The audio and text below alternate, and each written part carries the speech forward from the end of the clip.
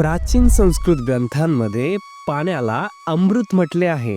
मराठीत आपण त्याला जीवन म्हणतो. पाणी समृद्धता आणि चैतन्याचे प्रतीक आहे. आपल्या पूर्वजांनी हजारो वर्षापूर्वीच पाण्याचे महत्त्व जाणले होते. आज पुन्हा आपण त्याचे चैतन्य शोधतो आहोत. दर सकाळी महाराष्ट्रातील लाखो कुटुंब एका नव्या स्वरानं जागी होतात. त्या स्वराचं सुखद कारण म्हणजे पाण्याचा नळ. तर हेच जलजीवन मिशन आहे. केवळ सरकारी योजना नव्हे, तर शांतपणे घडणारी एक क्रांती, ज्या क्रांतीनं लाखो जीवनं बदलली आहेत.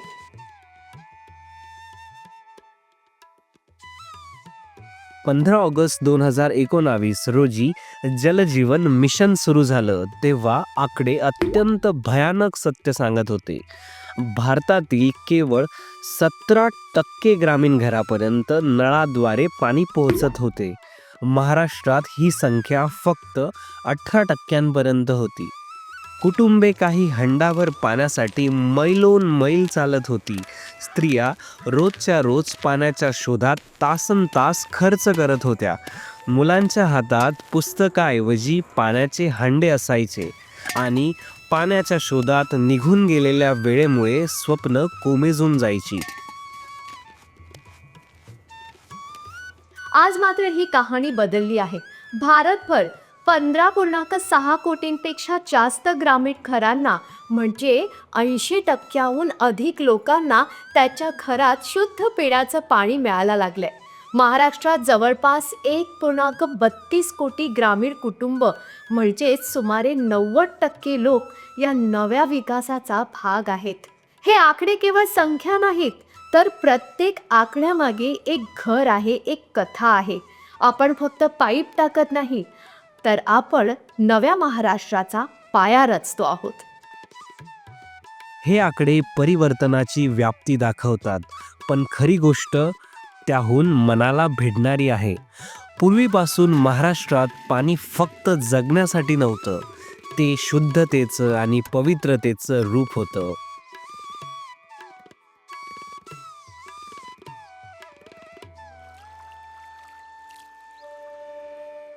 आज वाहणाऱ्या या नैसर्गिक चमत्काराचा अर्थ समजून घ्यायचा असेल, तर आपल्याला शतकांपूर्वीच्या त्या काव्यांकडे कान न्यायला हवा. संत ज्यांनी नद्यांवर अभंग रचले, राजे ज्यांनी नदी आणि समुद्राच्या जोरावर राज्याची रक्षा केली, आणि कवी ज्यांनी पावसात आपल्या भावना व्यक्त केल्या. 13व्या शतकात संत ज्ञानेश्वरांनी ज्ञानेश्वरी लिहिली. त्यांच्या मते ज्ञान हे पाण्यासारखं वाहत राहायला पाहिजे आणि ज्या जीवाला ज्ञानाचा स्पर्श होईल त्याचे जीवन तृप्त करायला पाहिजे. आपल्या संतांसाठी पाणी हे केवळ द्रव्य नव्हते, ती एक चेतना होती. संत ज्ञानेश्वरांनी इंद्रायणी काठी जीवन व्यतीत केलं. नद्यांना जीवनाचं मर्म शिकवणारा गुरु मानलं. त्यांच्या प्रत्येक ओवीत नदीच्या प्रवाहासारखं ज्ञान वाहतं. 2 शतकांनंतर संत तुकाराम महाराज म्हणतात, तीर्थ विठ्ठल क्षेत्र विठ्ठल. त्यांच्यासाठी विठ्ठल म्हणजे तीर्थच, पाण्याचं रूप, जीवनाचं रूप. त्यांनी गंगा यमुना सरस्वतीला महत्त्व दिलं आहे. पैठणचे संत एकनाथ महाराज गोदावरी काठी बसून रचना करायचे. एका अभंगात ते म्हणतात, नाथांच्या घरची उलटी खून, पाण्याला मोठी लागली तहान, आत घागर बाहेर पाणी, पाण्याला पाणी आले मिळोनी. पाण्याची उपमा देत संत एकनाथ आध्यात्मिक तत्वज्ञान सांगतात.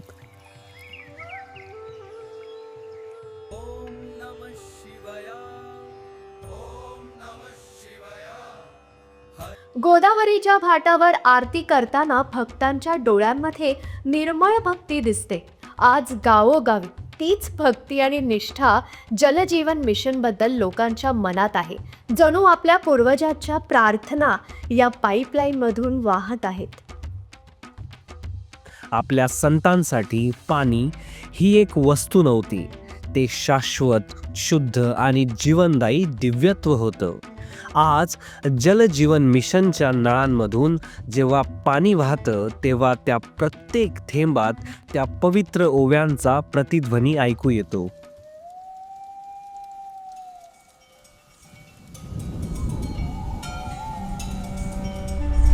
याच सह्याद्रीमध्ये जिथे छत्रपती शिवाजी महाराजांनी हिंदवी स्वराज्याची स्थापना केली, त्याच्यासाठी जलसंपदा हे केवळ साधन नव्हे तर सामर्थ्य होतं.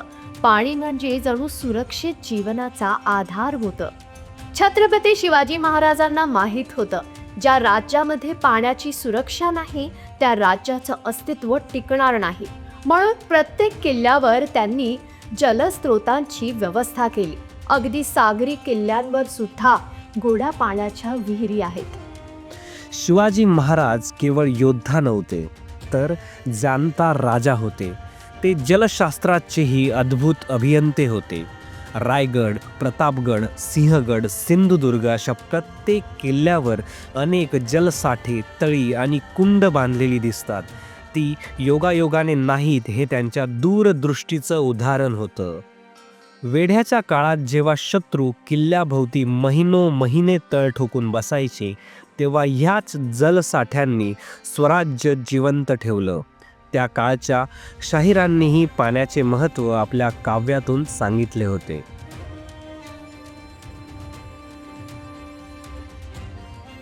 मराठा साम्राज्याच्या महसूल नोंदींमध्येही पाण्याच्या नियोजनाचे तपशील सापडतात. तळी बांधणे, विहिरी खोदणे, कालमे तयार करणे हे सर्व युद्धासारख्याच काटेकोर नियोजनानं केलं जातं. आज आपण जलव्यवस्थापन, rain water harvesting, watershed management अशा संकल्पना पाहतो. पण शिवाजी महाराजांच्या काळात याच गोष्टी प्रत्यक्षात अंमलात होत्या. त्यांनी निसर्गाचा प्रत्येक थेंब वापरण्याचं विज्ञान आत्मसात केलं होतं. शिवाजी महाराजांच्या दृष्टीने पाणी म्हणजे सार्वभौमत्व. आज जलजीवन मिशनमधून आपल्या स्वराज्याचा तोच आत्मा पुन्हा वाहू लागला आहे. आज हीच जलधारा, हीच अमृतधारा पुन्हा घराघरांत पोहोचत आहे, शिवरायांच्या दूरदृष्टीचं प्रत्यक्ष रूप बनून.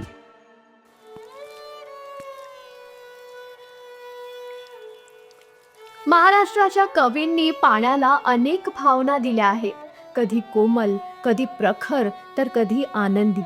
त्याच्या मते पाणी ही केवळ गरज नाही, ते भावनांचं प्रतीक आहे, उत्सवाचं रूप आणि आशेचा किरण आहे. मंगेश पाडगावकर आपल्या कवितेत पाऊस किती प्रसन्न आणि हिरवागार असतो हे सांगताना लिहितात, पाऊस आला रे आला, धारा झेला रे झेला, झाडे झाली हिरवी गाणी, रुणझुन पैंजन पानो पाणी. बा बोरकर यांच्या तृप्त पाणी तुष्ट पाणी, कोंडलेले रुष्ट पाणी, वाकणे नाल्या नद्यांचे वेगवेगळे पुष्ट पाणी या कवितेत पाण्याची विविध रूप दिसतात आणि जलसंवर्धनाचं महत्त्वही समजतं. कुसुमाग्रज यांनी नदीला आपल्या काव्यात विशेष महत्त्व दिले आहे. ती आपली आई आहे, आपण तिची लेकरे आहोत असे ते म्हणतात. नदीबाई आई माझी, निळे निळे पाणी, मंद लहरीत गाते ममतेची गाणी, मंद लहरीत गाते ममतेची गाणी. शांता शेळके यांच्या मते पाऊस हा धरणीच्या हसण्याचे आणि संतोषाचे कारण आहे. पावसात न्हाली धरणी हासली, देवाजीच्या करणीने मनी संतोषली.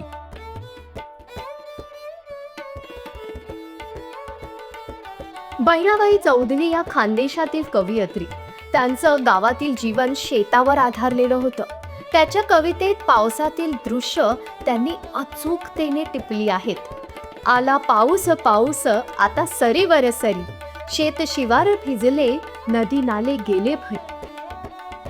आज या कवींच्या ओव्या केवळ कागदावर नाहीत, त्या जलजीवन मिशनच्या नळांमधून वाहत आहेत. वैज्ञानिक पद्धतीने पावसाचं पाणी साठवलं जातं, नद्या स्वच्छ ठेवण्यासाठी जनजागृती केली जाते आणि प्रत्येक घर आता आनंदाचं गाणं गातंय. वाहतं पाणी म्हणजेच वाहतं जीवन.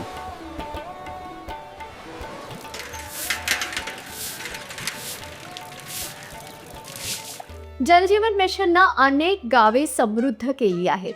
पण योजना पूर्ण केल्याचं समाधान तेव्हाच वाटतं जेव्हा आपण त्या लोकांना भेटतो, ज्याचं जीवन खरोखर बदललं आहे असा आपल्याला विश्वास वाटतो.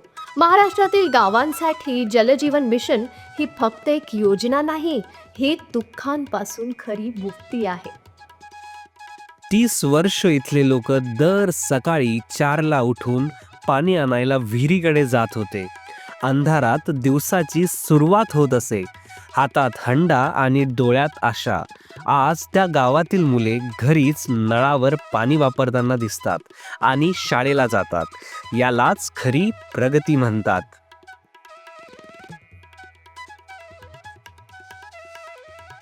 जेव्हा पाण्याच्या पाईपलाईन गावात आल्या तेव्हा फक्त पाणीच नाही तर आशाही वाहू लागली.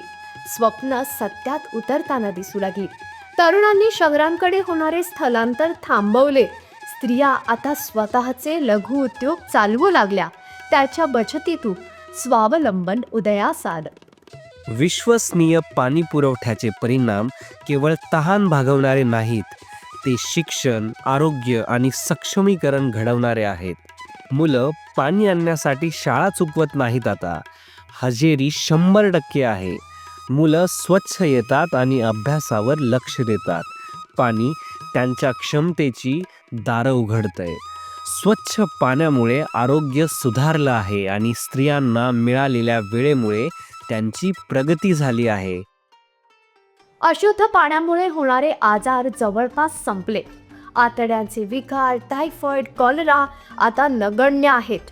आपण आजारांवर उपचार करतो, केवळ आपत्तीवर नव्हे.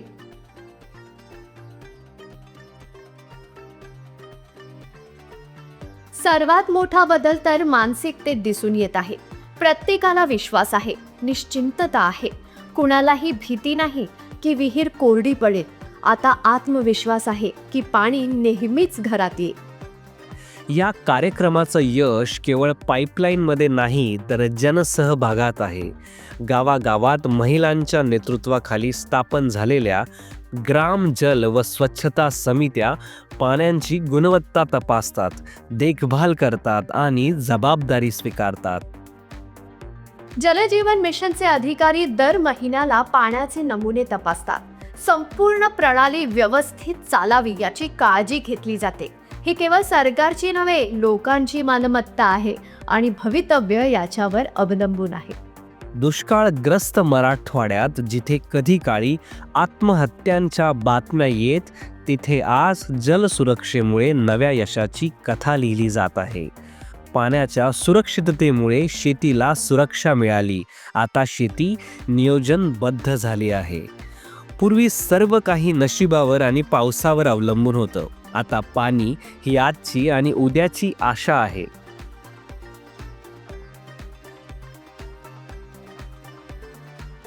जलजीवन मिशन हे प्राचीन बुद्धिमत्ता आणि अत्याधुनिक तंत्रज्ञान यांचा विलक्षण संगम आहे.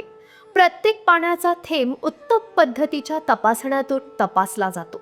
अत्याधुनिक वैज्ञानिक पद्धतींनी त्यांची शुद्धता निश्चित केली जाते.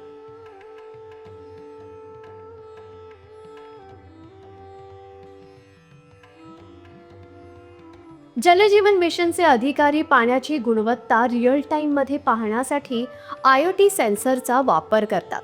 pH मधील गढूळपणा किंवा जीवाणूच्या प्रमाणात किंचितही फरक आढळला की तात्काळ सूचना प्रणाली कार्यान्वित होते. आपल्या पूर्वजांनी ज्यांना पवित्र मानलं ते आजही तंत्रज्ञानाच्या मदतीनं तितकंच पवित्र राखलं जात आहे.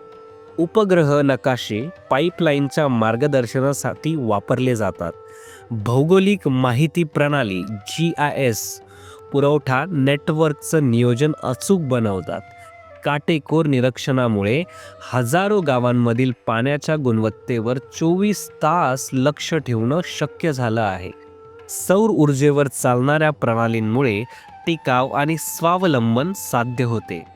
संगणकावर आधारित मॉडेलिंगद्वारे पावसाचे पाणी साठवण्यात येते.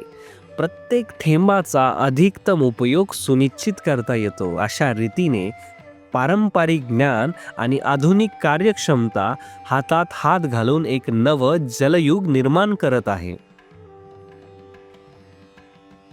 हा प्रवास सहज नव्हता, महाराष्ट्राची भौगोलिक रचना विविध स्वरूपाची आहे.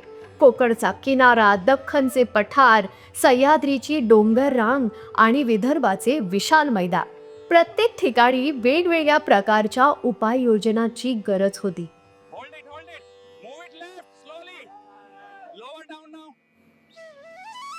काही गावांसाठी पाईपलाईन दगडांनी भरलेल्या डोंगरातून टाकावी लागली. काही ठिकाणी पाणी 200 मीटर उंच टेकडीवर खेचावं लागलं. प्रत्येक गाव म्हणजे एक वेगळं अभियांत्रिकी आव्हान होतं. आर्थिक टिकाव, लोकसहभाग आणि तांत्रिक देखभाल ही आजही आव्हाने आहेत. पण प्रत्येक उपाययोजनेनंतर ही यंत्रणा अधिक सक्षम, अधिक लवचिक होत चालली आहे. या निर्मळ गोदावरीच्या काठावर उभं राहून आपण फक्त पाण्याचा प्रवाह पाहत नाही, तर इतिहासाचा प्रवाह अनुभवतो आहोत. अगदी संतांच्या प्रार्थनांपासून आजच्या धोरणांपर्यंत, शिवरायांच्या जलयोजनांपासून जलजीवन मिशनच्या पाईपलाईनपर्यंत. सन 2025 पर्यंत भारतातील 80% जास्त घरांमध्ये आणि महाराष्ट्रातील जवळपास 90% ग्रामीण घरांमध्ये ते पाण्याचे चैतन्य आले आहे. उरलेले 10% भागही लवकरच या अनंत प्रवाहात सामील होतील. प्रत्येक जिल्हा 100% कव्हरेजच्या दिशेने वेगाने वाटचाल करत आहे. एकेकाळी अशक्य वाटणारी स्वप्ने आता वास्तव बनत आहे. या परिवर्तनानं मराठी संस्कृतीच्या मुळाशी असलेल्या जलभावनेला नवं रूप दिलं आहे. आनंदाचे घन बरसता येई मनाला हुरूप, जलमय होते धरती मिळे स्वप्नाला स्वरूप. या कवितेनुसार पाण्यामुळे नव्या स्वप्नांना स्वरूप मिळतंय. जिथे पहिल्यांदा नळातून पाणी वाहू लागलं, तो क्षण सणासारखा साजरा होतो. ही गाथा केवळ सरकारने लिहिलेली नाही, ती लोकांनी लिहिली आहे. जलपुरवठ्याचं व्यवस्थापन करणाऱ्या ग्रामपंचायतींनी, जलसमित्यांचं नेतृत्व करणाऱ्या महिलांनी आणि आपली प्रणाली स्वतः सांभाळणाऱ्या ग्रामस्थांनी. म्हणूनच हे पाणी फक्त आजसाठी नाही, तर येणाऱ्या पिढ्यांसाठी अखंड वाहत राहील. पाणी ही केवळ शरीराची तहान भागवत नाही, तर आत्म्याला तृप्ती देते, मनाला उभारी देते, शेतकऱ्यांच्या स्वप्नांना बळ देते. शुद्ध पाण्यामुळे गावातील घरं सुजल आणि सुफल झाली आहेत. ही केवळ पायाभूत सुविधा नाहीत, तर ही आपली परंपरा आहे. महाराष्ट्रातील लाखो घरांमधून वाहणाऱ्या प्रत्येक थेंबातून अनेक स्वप्ने साकार झाली आहेत. हेच जलजीवन मिशन आहे, जिथे प्रत्येक थेंब इतिहास घेऊन वाहतो, आशा घेऊन वाहतो. जिथे प्राचीन प्रार्थना आता आधुनिक पाईपमधून प्रवाहित होतात आणि पूर्वजांनी पाहिलेलं स्वप्न सत्यात उतरताना दिसतं. हर घर जल, प्रत्येक थेंब, प्रत्येक स्वप्न.